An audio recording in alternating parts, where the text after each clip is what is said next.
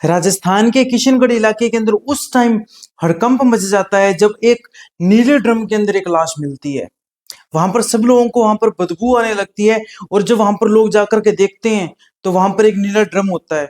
लोग पुलिस को बुलाते हैं और पुलिस आकर के देखती है तो उस ड्रम के अंदर एक लाश पड़ी हुई थी। उस लाश के ऊपर उसको गलाने के लिए लाश के ऊपर नमक डाल दिया जाता है और भारी मात्रा में नमक डाल दिया जाता है ताकि वो लाश पूरी गल जाए। पर पूरी गलती नहीं है, उससे पहले ही पुलिस को इन्फॉर्म किया जाता है और पुलिस पहुंचती है और उसके बाद में इन्वेस्टिगेशन स्टार्ट होती है। आखिर क्या है ये नीले ड्रम का पूरा पूरा सच? आखिर वो लाश किसकी है, किसने उसको मारा है, क्या था ये पूरा पूरा मामला राजस्थान का? हम आज की इस डिकोडिंग क्राइम स्टोरी के अंदर मैं आपको बताने वाला हूँ। मेरा नाम है सुमित ड्रीम्स और आप सबका स्वागत है हमारे इस बेहतरीन चैनल सुमित ड्रीम्स चैनल के अंदर। ये बात है राजस्थान के किशनगढ़ इलाके की। किशनगढ़ के अंदर एक टाउन पड़ता है खेरथल। वहां खेरथल के अंदर एक दंपत्ति रहते हैं जिनका नाम है राजेश और मिथिलेश। राजेश की पत्नी मिथिलेश, और उनके घर पे मतलब उनके ना दो टाइप का घर है। मतलब ऐसा है कि फर्स्ट फ्लोर और सेकंड फ्लोर। उनके घर पे सिर्फ वो चार ही लोग रहते थे। राजेश खुद रहते थे, मिथिलेश उनकी पत्नी और उनका एक 14 साल का पोता और उनका बेटा जितेंद्र। सिर्फ चार ही लोग रहते थे और जो उनकी बहू थी उनकी बहुत पहले ही, लगभग 6 से 7 साल पहले ही उनकी बहू की डेथ हो चुकी थी, इसीलिए वो लोग चार ही लोग रहते थे। और उनके घर के अंदर दो बिल्डिंग थी। जो ये नीचे वाली बिल्डिंग के अंदर वो खुद रहते थे, ऊपर वाली बिल्डिंग बिल्कुल खाली पड़ी रहती थी। अब ऊपर वाली बिल्डिंग खाली पड़ी रहती थी, इसीलिए उन्होंने क्या सोचा कि हम एक काम करते हैं, जो ऊपर वाली बिल्डिंग है उसको किराए पर दे देते हैं। तब वहां पर उसी इलाके के अंदर काम करने के लिए कुछ लोग आए हुए थे यूपी से। सूरज नाम से एक व्यक्ति आया हुआ था। सूरज के 3 बच्चे थे, वाइफ के साथ वो आया हुआ था, यानी कि वो 5 लोग थे टोटल। उनको मकान की तलाश थी। वो राजेश के घर पे गए और राजेश ने बोल दिया ठीक है, हमारा ऊपर वाला जो फ्लोर है वो बिल्कुल खाली है, आप ऊपर शिफ्ट हो जाइए। अब सूरज को एक मकान मिल चुका था तो सूरज ऊपर वाले फ्लोर के अंदर शिफ्ट हो चुका था। अब इनको शिफ्ट हुए हुए ज्यादा नहीं, सिर्फ 45 दिन हुए थे। 45 दिन के बाद में एक दिन मिथिलेश क्या करती है, बाहर मार्केट के काम के मतलब मार्केट के लिए बाहर जा रही होती है। जब बाहर जा रही होती है, जैसे ही वो अपने घर से बाहर निकलती है तो उसको कुछ बदबू टाइप आता है, उसको कुछ बदबू वगैरह आने लगती है। उसको लगा कि चलो कोई बात नहीं, ऐसे वैसे कुछ बदबू होगी, इधर कर्मचारी लोग कोई नाली वगैरह साफ कर रहे होंगे, तो वो इसको इग्नोर कर देती है मिथिलेश, मार्केट चली जाती है। और जब मार्केट से वापस आती है तो वापस से उसको उसको लगा कि पहले तो ऐसा हुआ ही नहीं, कि ये बदबू रहती थी ज्यादा ज्यादा 10 मिनट 15 मिनट पर, अभी भी बदबू आ रही है। जब वो अपने घर के अंदर चली जाती है तो वो बदबू और ज्यादा बढ़ जाती है।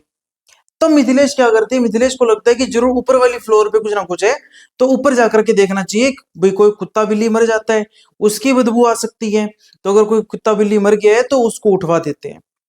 तो मिथिलेश ऊपर चली जाती है।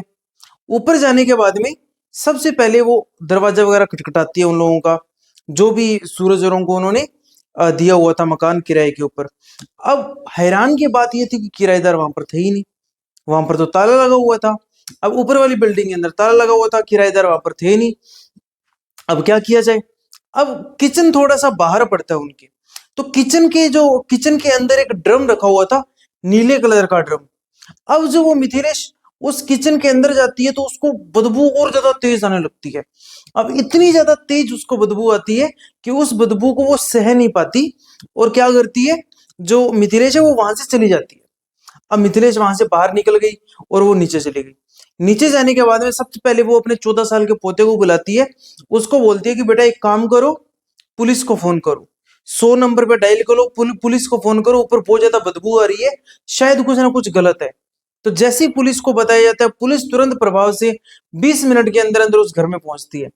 पुलिस के पहुंचने पर पुलिस को जब ऊपर वाला फ्लोर दिखाया जाता है और जब बताया जाता है कि यहाँ पर कुछ किराएदार लोग रहते थे, तो पुलिस जैसे ही ऊपर जाती है, ऊपर जाने के बाद में पुलिस उस ड्रम को बाहर साइड में लेकर के आती है और उस ड्रम में से जब एक एक चीज निकाली जाती है और जैसे उसमें कपड़े वगैरह निकाले जाते हैं, मतलब इतनी ज्यादा बदबू आ रही थी कि पुलिस को भी अपने नाक को ढकना पड़ रहा था, या तो मास्क से या किसी गमछे से, इन चीजों से। मतलब उस ड्रम के पास में भी नहीं जाया जा रहा था, इतनी ज्यादा बदबू आ रही थी। फिर भी एक पुलिस कर्मचारी उस ड्रम के पास में जाकर के उस ड्रम में से जो भी ऊपर के जो कपड़े वगैरह वो हटाते हैं तो नीचे उनको दिखती है लाश। एक व्यक्ति की लाश थी उस व्यक्ति को मार करके उसके अंदर फिट किया हुआ था और लाश के ऊपर बहुत सारा नमक डाला हुआ था। मतलब ये साफ जाहिर था कि भाई इसको मारा गया है पहले, बाद में इसको इसके अंदर फिट किया गया और ऊपर से नमक डाला गया है। नमक इसलिए डाला गया है ताकि ये पूरी की पूरी लाश गल जाए और किसी को कोई सबूत भी ना मिले, इस कारण वहां पर वो लाश डाली गई होगी। अब ये मर्डर का मामला था। अब सबसे पहले पुलिस ने कुछ नहीं किया, एम्बुलेंस बुलाया, ड्रम के साथ साथ उस लाश को सीधा भेज दिया पोस्टमार्टम के लिए कि भाई इसका पोस्टमार्टम किया जाए। उतने तक उस लाश की फोटो वगैरह, उस जो मतलब जो बॉडी है उसके फेस की फोटो वगैरह ले ली गई थी। और वो फोटो जब मकान मालिक को दिखाई गई, राजेश को दिखाई गई, तो राजेश ने सीधा बोल दिया कि ये जो हमारे घर पे किराएदार आया हुआ था सूरज नाम से, ये तो उसकी लाश है। अब वहां पर बिल्कुल हड़कंप मच जाता है कि भाई शाहजहांपुर यूपी से आया हुआ एक किराएदार, राजस्थान के अंदर उसकी लाश मिली, आखिर ये मामला क्या है? आखिर क्यों इसको मारा गया था? आखिर क्या प्रॉब्लम थी इससे किसी की? ये तो अपना मजदूरी करता था आराम से और फिर बाद में अपने घर पे आ जाता था। 3 बच्चे थे इसके और बहुत अच्छे से अपना पूरा घर चला रहा था। आखिर क्या हुआ? अब उसके बाद में क्या होता है, जब घर में पता किया जाता है कि नीचे वाले फ्लोर पे 4 लोग रहते थे, यानी कि राजेश, राजेश की पत्नी मिथिलेश और उनका एक पोता और उनका बेटा, 4 लोग रहते थे। पर बेटा जिसका नाम है जितेंद्र, वो गायब था। अब बेटा जब जितेंद्र गायब है और ऊपर जब सूरज है, सूरज को ऑलरेडी मारा जा चुका है, लाश के रूप में उसके मिली है। अब ऊपर सूरज की पत्नी गायब है, सूरज की पत्नी गायब है और इसके साथ साथ सूरज के जो 3 बच्चे हैं वो भी गायब है। अब ऊपर से सूरज की पत्नी और 3 बच्चे गायब है और नीचे की फ्लोर से जो जितेंद्र है, यानी कि जो राजेश का बेटा है, वो गायब हो चुका है। अब पुलिस को मतलब पूरा एग्जैक्ट तो नहीं बताया पुलिस ने, पर अभी तक ये अंदाजा लगाया जा रहा है कि जरूर ये मामला प्रेम प्रसंग का है। जरूर ये मामला प्रेम प्रसंग का है कि जो जितेंद्र है, जितेंद्र जरूर जितेंद्र के जो सूरज की पत्नी है उसके साथ अवैध संबंध होंगे, उसके साथ उसने प्रेम किया होगा, उसको वो प्यार करता होगा और इस कारण दोनों ने प्लान बनाया कि सूरज को रास्ते से हटा देते हैं। फिर दोनों ने सूरज को मारा है और मारने के बाद में इन्होंने ड्रम में फिट करके ये लोग भाग गए हैं अपने, और जहां भी भागे इनके लोकेशन वगैरह ट्रेस करके इनको वापस लाया जाएगा राजस्थान। जहां पर भी ये भागे हैं वापस से इनको किशनगढ़ थाने के अंदर वापस लाया जाएगा। सोच के देखिए ये वाला मामला, ये सेम उसी मामले से जो मेरठ के अंदर सौरभ का कत्ल हुआ था। मुस्कान ने अपने प्रेमी के साथ मिलकर के अपने पति सौरभ को मार दिया था और मारने के बाद में उसको एकदम नीले ड्रम के अंदर फिट कर दिया गया था और नीले ड्रम के अंदर फिट करने के बाद में उसके ऊपर कंक्रीट डाल दी थी, कंक्रीट सीमेंट डाल करके उसको पूरा लेप कर दिया गया था, यानी कि पूरा टाइट हो चुका था वो। सोच के देखो।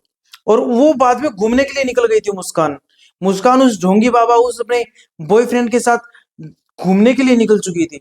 और उसके बाद में जब 10 से 15 दिन के बाद में जब वहां से बदबू आना स्टार्ट हुआ, तब वहां पर लोगों को पता चला कि अरे ये क्या हो गया।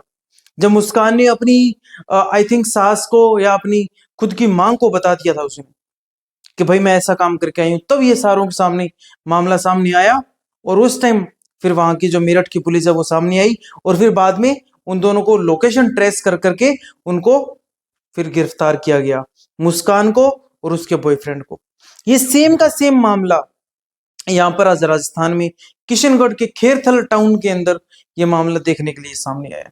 सोच के देखिए यार, मैं सिंपल सी चीज बता रहा हूं, मतलब कातिल चाहे कितना ही शातिर क्यों ना हो, कितना ही कुछ क्यों ना हो, वो पकड़ा जरूर जाता है।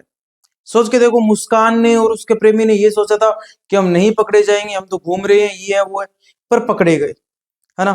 अब सोच के देखो, अब ये नीले ड्रम वाले मामले कितने ज्यादा सामने आ रहे हैं और बहुत ज्यादा, मतलब मुस्कान के बाद में तो बहुत ज्यादा हाईलाइट पे रह रहा है नीले ड्रम का अगर कोई भी मामला आ रहा है। सोच के देखो। अब वही चीज है, मैं ये चीज आपको बता रहा हूं कि अगर कोई लोग, क्योंकि जो भी न्यूज चैनल है, न्यूज चैनल पे बताया जाता है, न्यूज चैनल पे हम आपको खबरें वगैरह दिख बताते हैं, रियल क्राइम स्टोरी आपको बताते हैं, इससे लोगों को, मतलब बहुत लोगों को ये लगता है कि हमारे को तो क्राइम का आइडिया मिल गया, हम इस आइडिया को एग्जीक्यूट करके हम क्राइम कर सकते हैं। पर भाई आपको ये समझना जरूरी है कि हर एक क्राइम की जो भी मैं कहानी सुनाता हूं, कहानी के लास्ट के अंदर लगभग 99.9% ये चांस होता है कि जो भी आरोपी होता है वो मिल जाता है और उसकी सजा उसको हो जाती है। तो ये चीज आप ध्यान में रखो। और आज से अगर मैं तो हमेशा ही अपनी कहानी के अंदर बोलता हूं, अगर आप कोई भी क्राइम करते हो तो छुपने का आज तो कोई भी रास्ता नहीं है। डिजिटल इंडिया है और डिजिटल इंडिया के अंदर भाई कोई भी, अब इस जमाने में तो कोई भी शातिर, चाहे कोई चोर हो चाहे कोई कातिल हो, वो नहीं बच सकता है। और अभी जो भी जितेंद्र है, जितेंद्र की और सूरज की पत्नी की लोकेशन वगैरह ट्रेस करके उनको गिरफ्तार किया जाएगा और उनको भी सजा दिलवाई जाएगी। आपका क्या मानना है इस नीले ड्रम के इस केस के अंदर राजस्थान में, जरूर एक बार कमेंट बॉक्स में बताइएगा। और फटाफट से अगर आप चैनल के ऊपर नए हैं तो फटाफट से इस चैनल को सब्सक्राइब कर लीजिए, क्योंकि इसी प्रकार के डेली बेसिस स्टोरी मैं आपको नाइट में 8 बजे सुनाता रहता हूं। और फटाफट से लाइक एंड शेयर कर दीजिए इस वीडियो को, ताकि हर एक व्यक्ति तक ये स्टोरी, क्राइम स्टोरी पहुंच सके। फिर मिलते हैं इसी प्रकार की एक और स्टोरी के साथ, तब तक के लिए जय हिंद।